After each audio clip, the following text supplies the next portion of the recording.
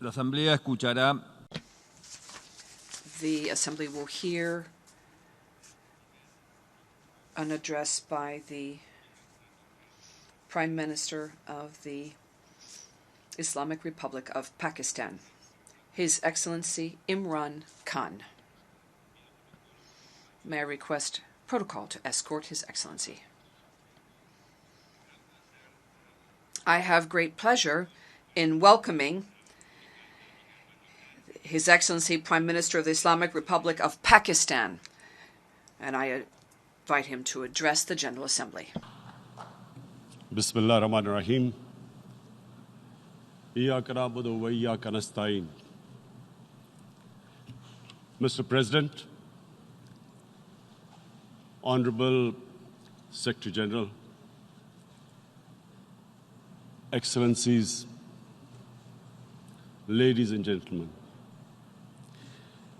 I feel honored today to represent my country at this forum of world leaders, where we have a chance to discuss problems that the world is facing.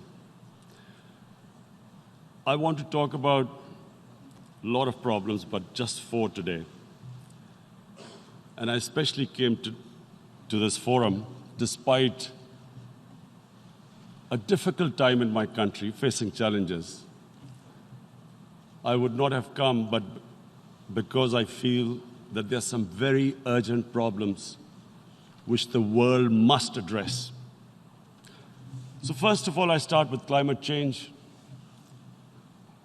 So many leaders have talked about climate change.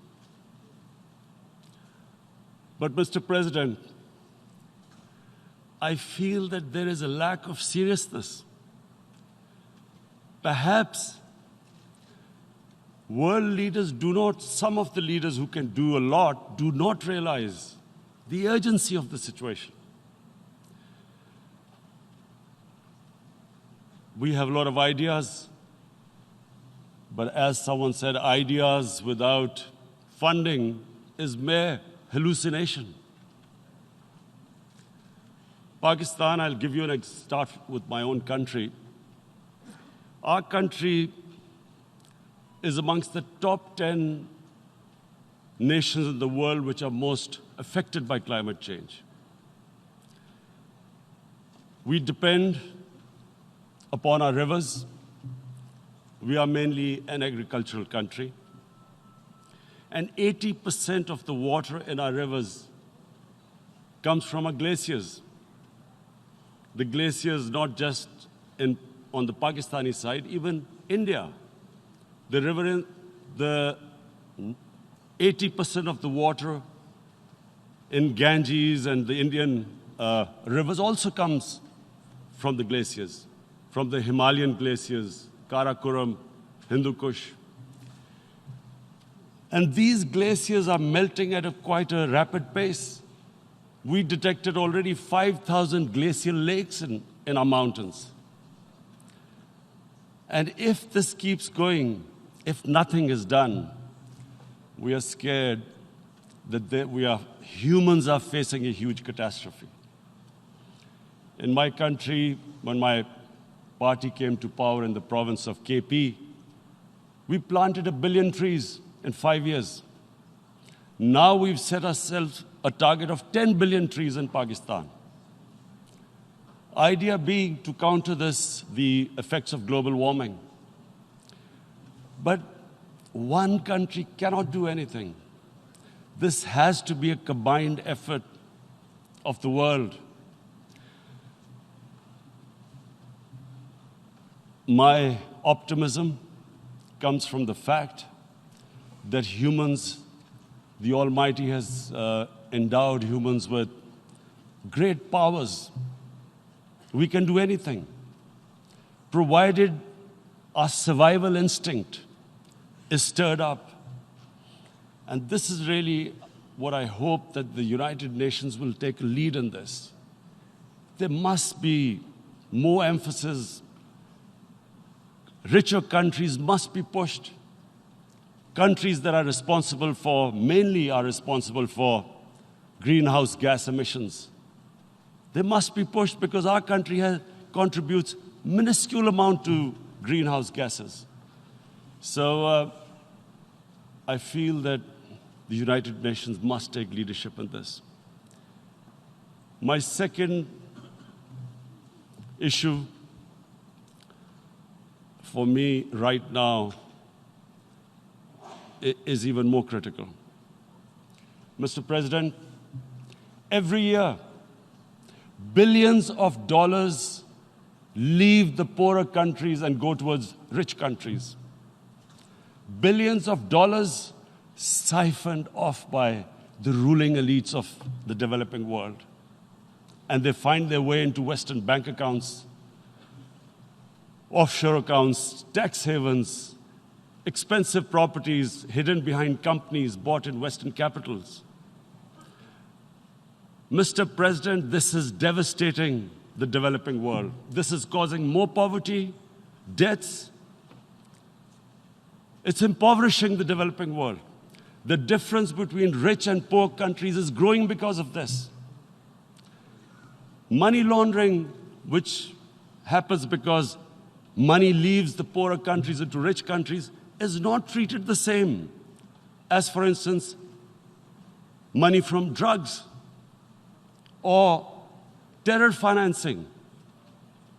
The seriousness which terror financing and money from drugs, the way it is treated, it's not the same. The way the poor countries are being plundered by their elites. It's not happening. In my country, when I took charge of our government a year back, in the 10 years preceding that, our total debt went up 4 times. The debt we had accumulated in 60 years, just in 10 years, it went up 4 times.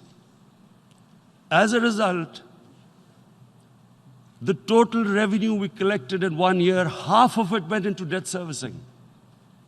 How are we going to spend money on our human beings, 220 million people, when half the money is going into debt servicing?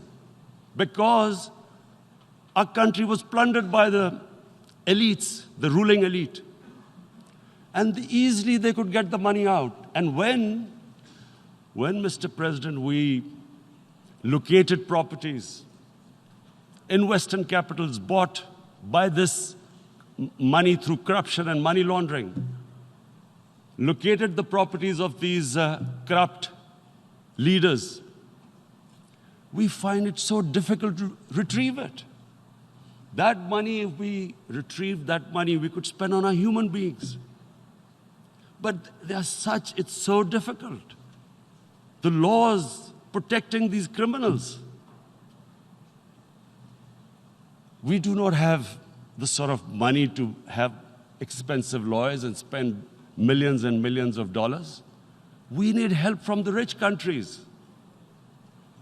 And, Mr. President, it's critical. The rich countries must show political will. They cannot allow this to happen. How can the poor countries spend money on human development, which the United Nations asks, SDG? How are we going to do it when this money can easily leave our countries? So, unless the rich countries intend to build walls to stop economic refugees coming as we see right now, they must take action. They must take action now. It must be a deterrent. Corrupt ruling elites should not be able to take money out easily and park it into foreign bank accounts and into these properties abroad. And I never understand why. Why do we have these tax havens? Why is this allowed? Why shouldn't rich people pay taxes? Why is it legal to have these tax havens where you have these secret accounts? Because, the world is changing. The population of the world is growing. Sooner or later, you're going to have a crisis if the poor get poorer and the rich get richer. There is going to be a crisis sooner or later. So this is my second point. I hope that the United Nations takes a lead in this. It involves the IMF, the World Bank, Asian Development Bank. They must find a way of stopping this plunder of the developing world. My third point is Islamophobia.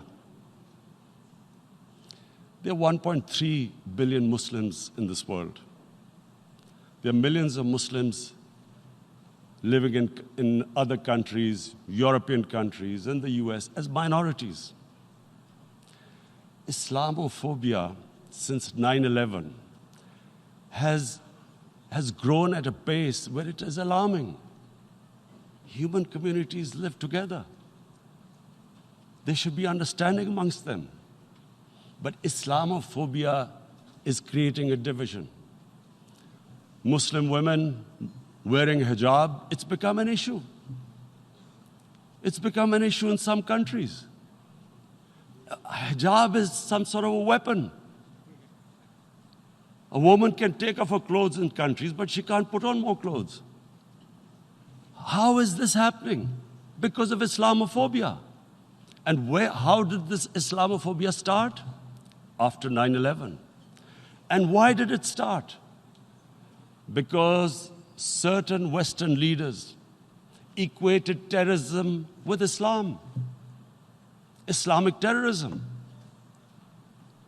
Radical Islam. What is radical Islam? There is only one Islam.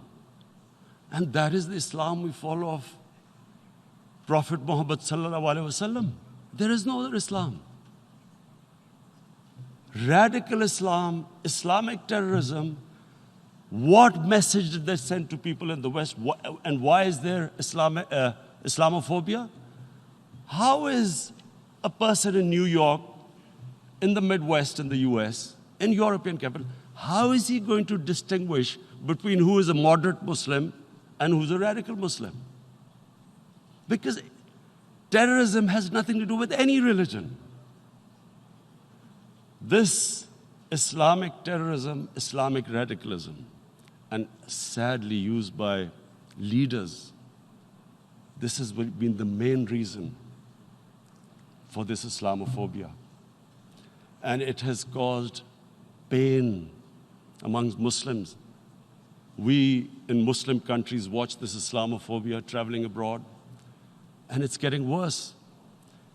And may I just say, Mr. President, that in European countries, it is marginalizing Muslim communities. And we all know that marginalization leads to radicalization. Some of the people who ended up as militants in Syria and other places were from marginalized Muslim communities. And my point here is that we must address this issue. I'm sad to say that we Muslim leaders have not addressed this issue either.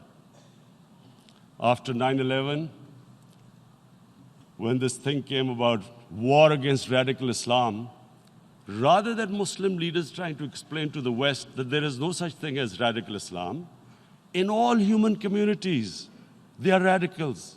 They're liberals and rest are moderate. All human communities, Christians, Jews, everyone has it.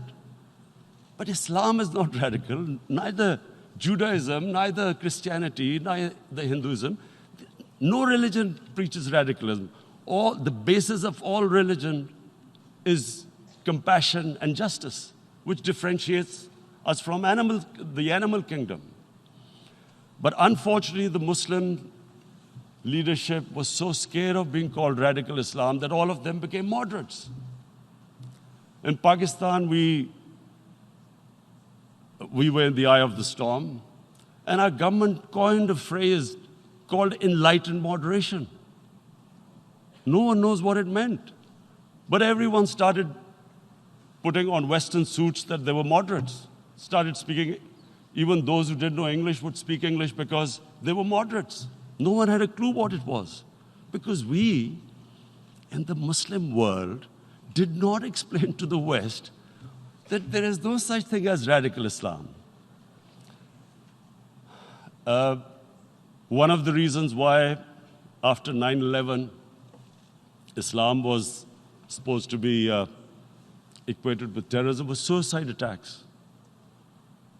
Because the 9/11 bombers did a suicide attack, all sorts of theories came up that the Muslims are involved in suicide attacks because they will get virgin in heavens. Some came up with, what about women, suicide attackers? So this bizarre thing happened. No one explained. Suicide attacks and Islam were equated. No one did research that before 9/11, the majority of suicide attacks in the world were by Tamil Tigers, who were Hindus. No one blamed Hinduism, and quite rightly. What has Hinduism got to do with what desperate people were doing in Sri Lanka? We all know we've seen films about Japanese kamikaze pilots at the end of the Second World War doing suicide attacks. No one blamed the religion. But here we were trying to prove we were moderates and not explaining to the West. But the most important thing I wanted to say here today, in explaining this Islamophobia, Mr. President, and I feel it's very important because I played professional sport in England, I spent a lot of time there. So I know how the Western mind works and how West views religion. So where the misunderstanding about Islam came. And one of the reasons it caused Islamophobia. That was, in 1989, this book was published, maligning, insulting, ridiculing our Prophet Muhammad sallallahu alaihi wasallam. And there was a reaction in the Muslim world. The West couldn't understand what was the problem. Because in the West, because I have spent so much time in the West, religion is perceived completely differently. They don't look upon religion like we do. And so Islam was supposed to be an intolerant religion. It was against freedom of expression. And Islam took a real beating 30 years ago. I still remember it became a watershed. And every 2 or 3 years, someone would malign our Prophet, peace be upon him. There would be a reaction by the Muslims. And again, it was Islam, an intolerant religion.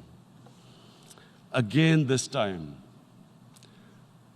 I blame a certain section of the people in the West who deliberately provoked this, knowing the impact it would have. But the majority of the people in the West didn't understand. This is where, again, Muslim leadership let the Muslims down. We should have explained to them what our Prophet, peace be upon him, means to us. So in 1 minute, I'll try and explain what he means to us. Our Prophet was the witness to the divine book, the Holy Quran.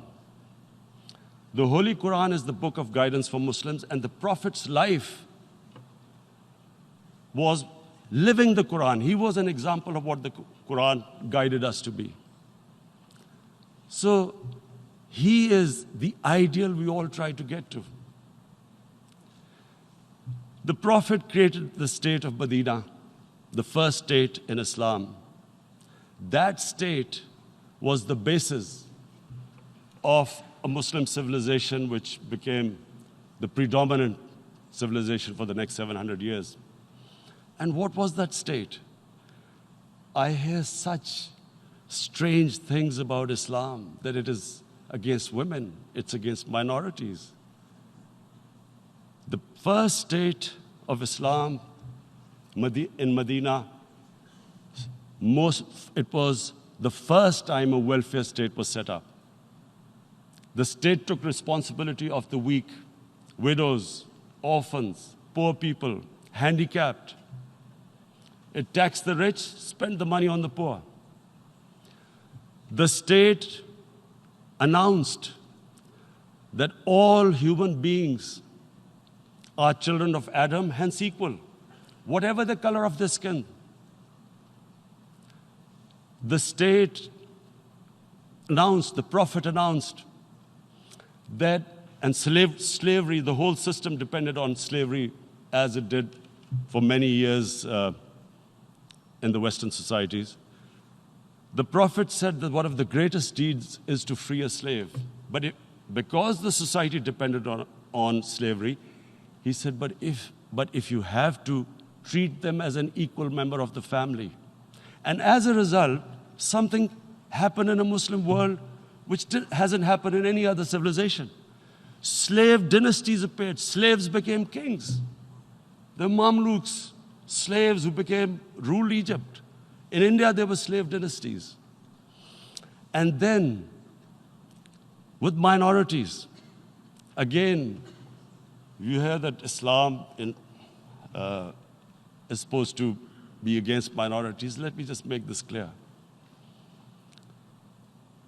In Islam, the Prophet announced that everyone was free to practice his religion. It was a sacred duty to protect the places of worship of all religions.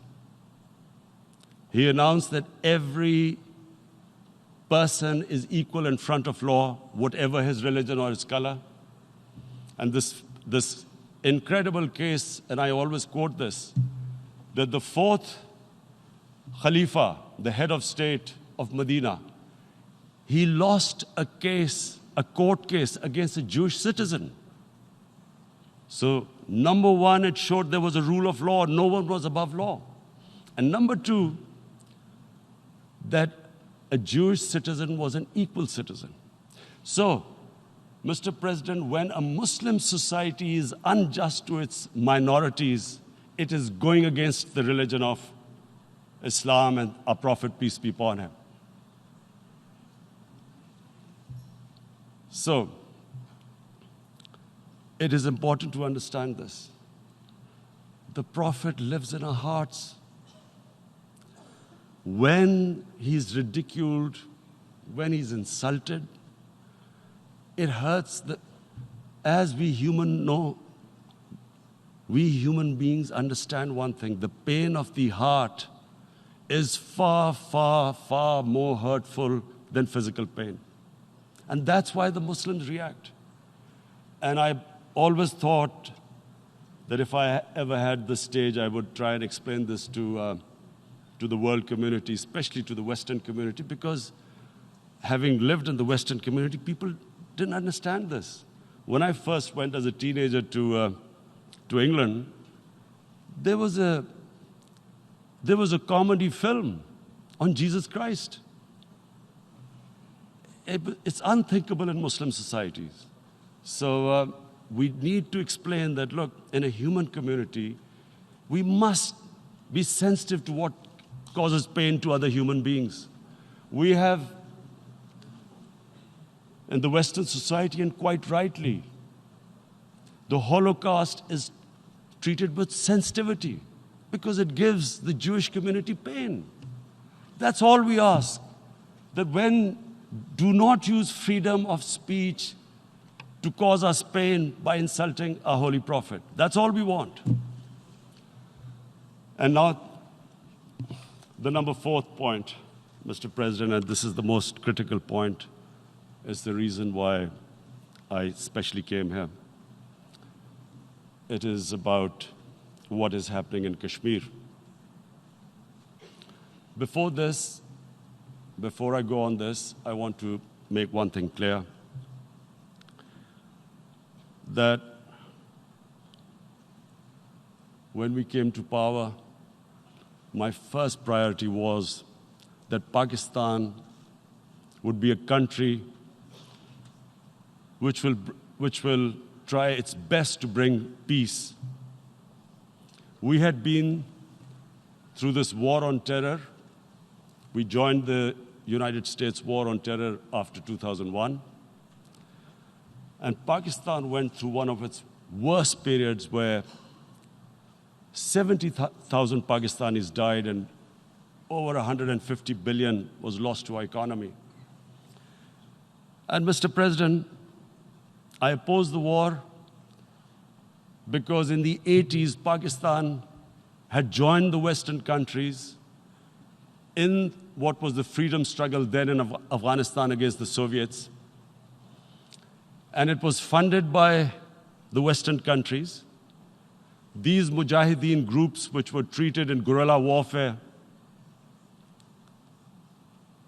were trained by Pakistan Army, funded by the Western countries, and especially US, and they waged what was a freedom struggle in Afghanistan. The Soviets called them terrorists. We called them freedom fighters. 1989, the Soviets retreated. The Americans packed up and left. Pakistan was left with these groups. Come 9/11, Pakistan joined the United States in this war on terror. And now our government was supposed to, the reason why I opposed joining this war, because here we had indoctrinated them in jihad, meaning freedom struggle against foreign occupation. Now, because we had joined the US, and the US had occupied Afghanistan, now we were supposed to tell them that, no, this is not freedom struggle and jihad, it's terrorism. So that's why I tried to tell then government that, stay neutral because you will have leverage over them. You will be able to control them. But if you join them, you become collaborators and they will attack you, which is what happened. They turned against us. We went through a nightmare.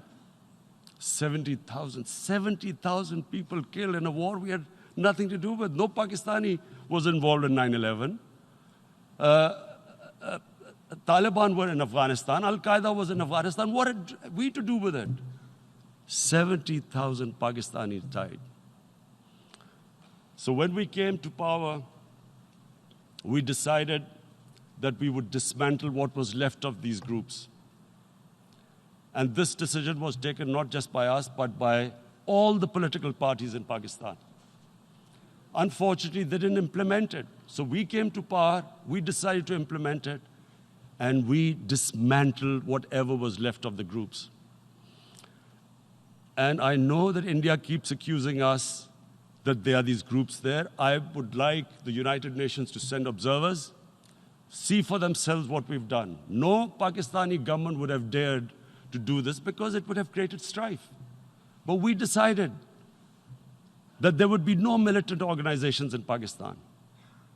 So I need to give you this background and to what I'm going to say later on. And secondly, we started mending fences. I invited the Afghan president. We developed a relationship with Afghanistan. We had problems with Iran. We mended fences there. And then India. Now let me just give you a little background about my relationship with India. Because of cricket, and cricket being it's a passion in the subcontinent, I had great following in India. I have friends in India. And I loved going to India. So immediately, when my party came to power, the first thing we did was to immediately reach out to India.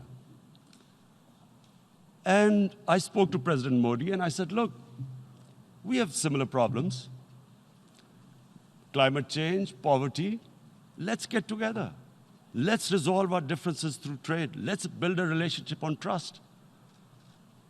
Prime Minister Modi told me that, there were terrorist attacks from Pakistan.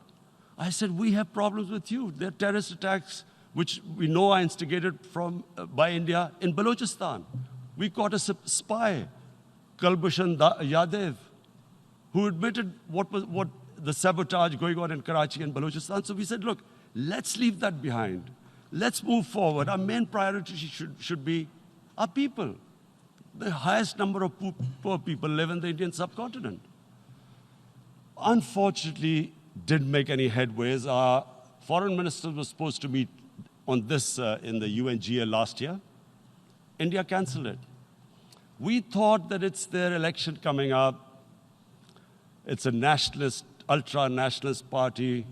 It doesn't want to cozy up to Pakistan. So we thought, okay, we'll wait till the elections. Meanwhile, a 20-year-old Kashmiri boy, whose father said was radicalized by the security forces in Kashmir, blew himself up on an Indian convoy. Immediately, India blamed us. I spoke to the Indian public on television. I said, if you give us any iota of proof, we will immediately take action, because we've clamped down on these groups. Rather than sending us any proofs, they sent their jets in, they bombed us. We retaliated. A jet, 2 of their planes were shot down, 1 pilot bailed out in Pakistan. We immediately returned the pilot, saying that, look, we do not want any escalation. Rather than taking that as a peace gesture, the entire campaign, almost the entire campaign of Mr. Modi in the election was how he had taught Pakistan a lesson that jets had killed 350 terrorists. Complete lie. They had just killed about 10 trees of ours, which was quite painful given that, we are growing all these trees. He then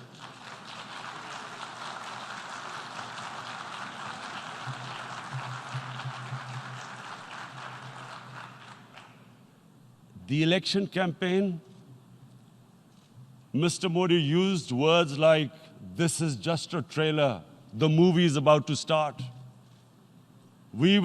I went into Pakistan and taught them a lesson. This was the election campaign. Okay, so we thought, us politicians make all these statements to win elections. So, okay, after elections, we'll get back to our normal relationship.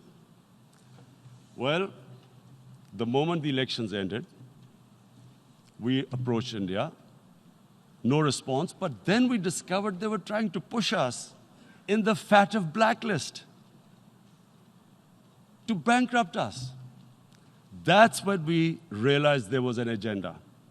And that agenda became obvious on the 5th August when India went against 11 United Nations Security Council resolutions, which say that Kashmir is a disputed territory and the people of Kashmir have the right of self-determination. They went against that. They went against Simla Accord, which is about bilateral, sorting out our differences through bilateral means, went against that. They actually went against the Indian Constitution. Illegally, they revoked Article 370, which gave Kashmir the special status. They got an extra 180,000 troops there. Total number of security forces in Kashmir now are 900,000. And they put 8 million people of Kashmir under curfew.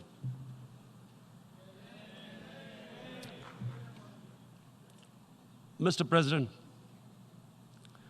now I just briefly want to make the people understand, how can anyone do something like this?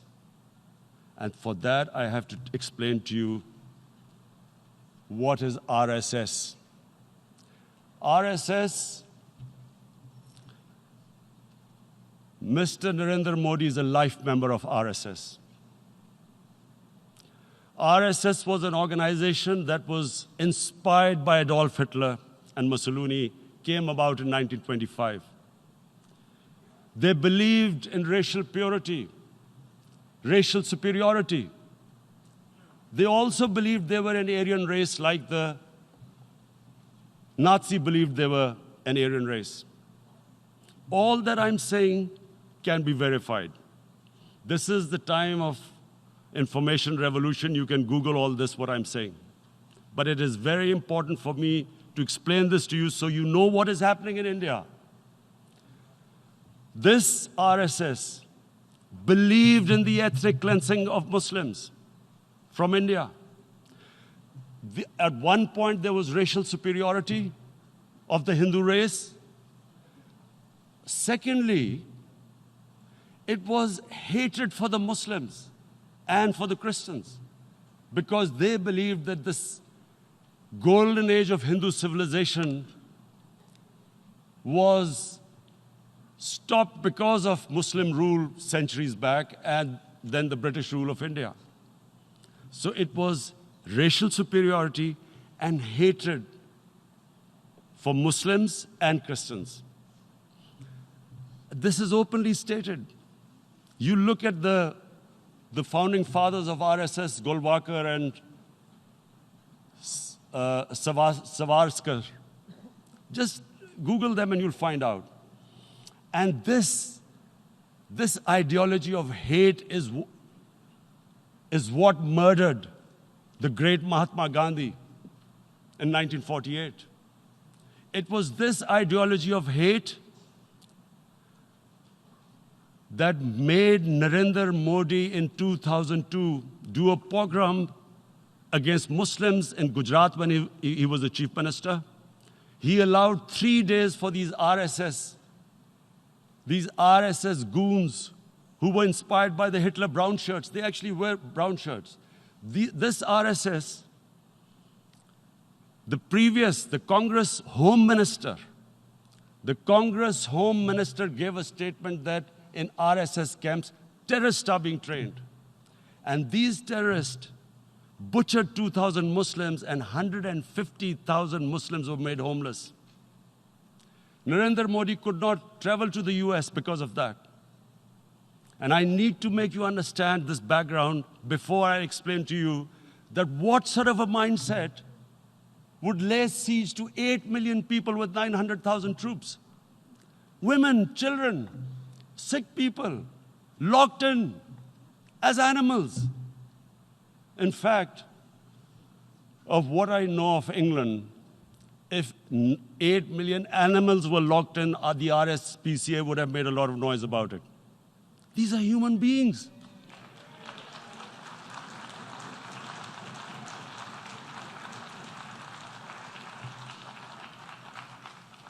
And Mr. President, what comes with racial superiority, these illusions of Aryan superior race, is arrogance. The two go together. And it's arrogance that makes people make mistakes and do stupid things. Cruel things like what Narendra Modi has done. It's sheer arrogance. And it's arrogance that has blinded him from the fact that what is going to happen when the curfew is lifted? Has he thought about it? This hasn't been thought through. What is he going to do when he lifts the curfew? Does he think that people of Kashmir will quietly accept the status quo because India has changed the constitution and taken away the special status? They'll accept that? Mr. President, 100,000 Kashmiris have died in the past 30 years because they were denied the right given by the United Nations, the right for self-determination. 100,000 have died and 11,000 women have been raped. There are 2 United Nations human rights reports on this. The world hasn't done anything because India is a huge market, 1.2 billion people. Sadly, the material prevails over the human. But this has serious consequences. Again, I repeat, that's why I'm here. Look, what is going to happen when the curfew is lifted will be a bloodbath. The people will come out. There are 900,000 troops there. They haven't come to, as Narendra Modi says, he's done this for prosperity of Kashmir. This is supposed to be for the development. These 900,000 troops, what are they going to do when they come out? There'll be a bloodbath. Has he thought it through what happens then? Mr. President, has anyone thought that what happens when there is a bloodbath? What do you think the impact will have on people of Kashmir? What do you think they will think? The way they have been boxed in their houses, treated like worse than animals, no rights. Thousands of all the political leadership has been arrested, taken out of Kashmir. Even those Kashmiri leaders who were pro-India have been taken out. 13,000 boys have been picked up and taken to God knows which destinations. So what do they think? What will the people of Kashmir do when they lift the curfew? They will be out in the streets. And what will these soldiers do? They will shoot them. They've already used pellet guns, blinded young boys. In the last 6 years, the 5 years, the oppression that has gone on in Kashmir. And so, Kashmiris will be further radicalized. Mr. President, there will be another Pulwama. And guess what? India will blame us. They're already blaming us. They're saying all this is happening because of Pakistan. One of their defense ministers said, there are 500 terrorists lined up on the border to go in. Why would Pakistan send 500 terrorists when there are 900,000 troops? What impact are they going to make? What will they do?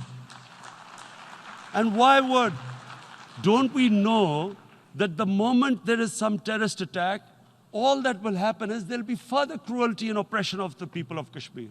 We will just give the 900,000 troops to further crush the people of Kashmir.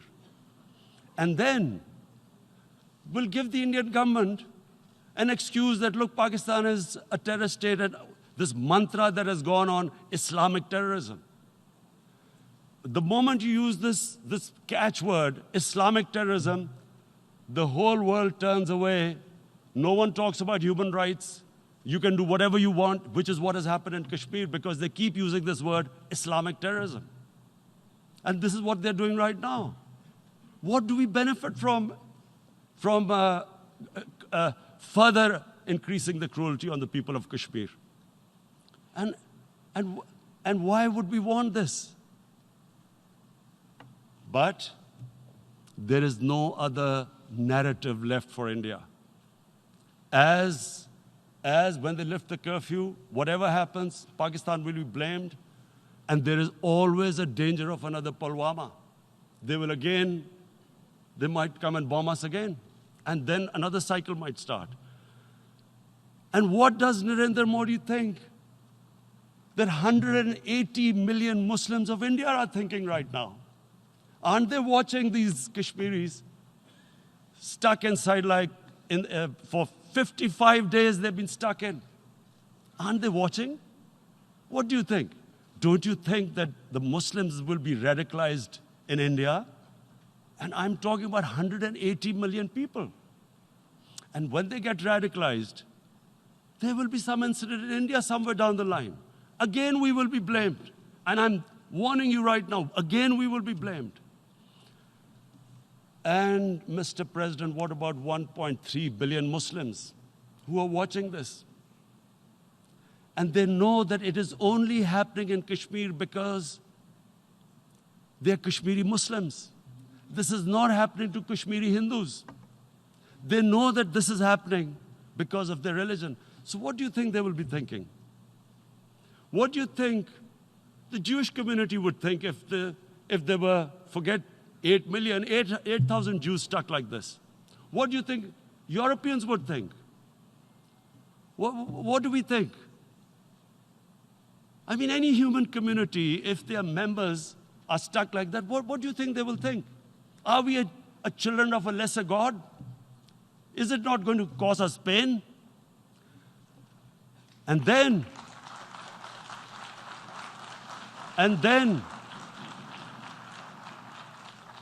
I'll tell you what will happen.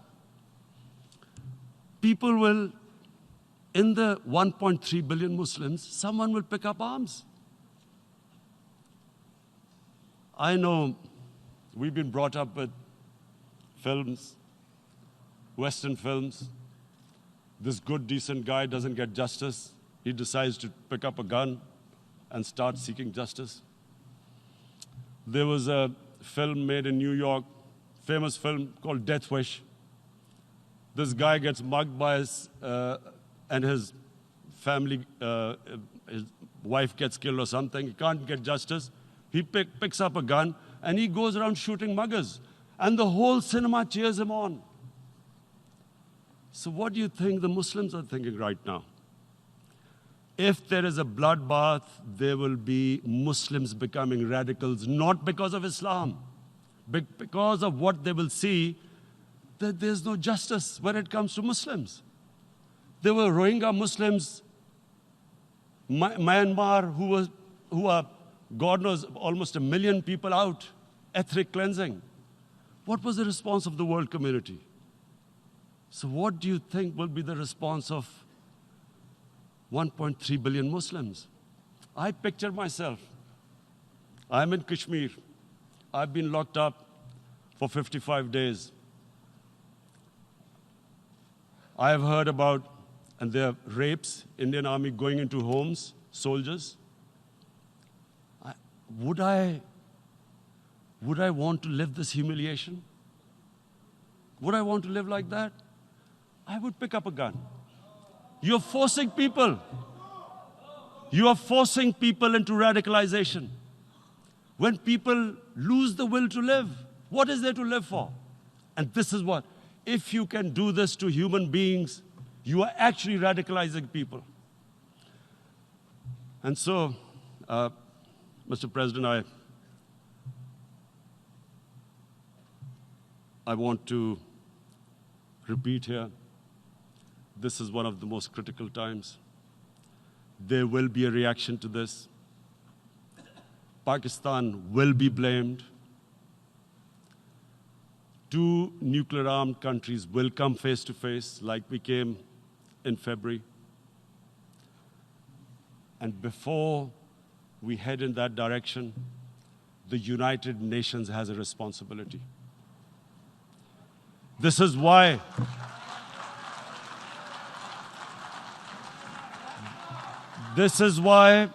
the United Nations came into being in 1945. You were supposed to stop this happening. I feel we are back to 1939, Munich. Czechoslovakia has been taken, annexed. What is the world community going to do? Is it going to appease a market of 1.2 billion, or is it going to stand up for justice and humanity?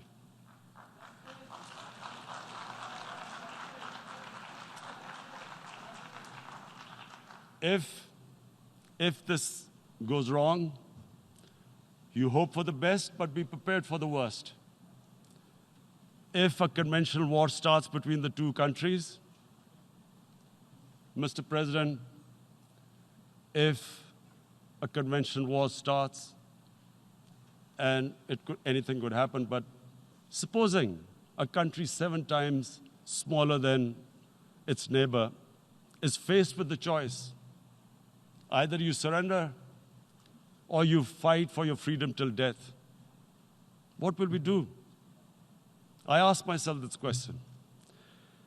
And my belief is, La ilaha illallah, there is no God but one. And we will fight. And when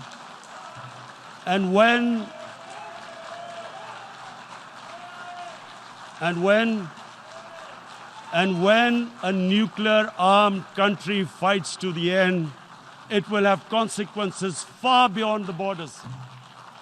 It will have consequences for the world, which is why I repeat I'm here. Because I'm warning you, it's not a threat. It's a fair worry that where are we headed? And I've come here to tell the UN, you've got to, this is a test for the United Nations. You are the one who guaranteed the people of Kashmir the right of self-determination. They are suffering because of that. And this is the time. This is the time not to appease like in 1939 appeasement took place. This is the time to take action. And number 1 action must be that India must lift this inhuman curfew, which has lasted for 55 days. It must free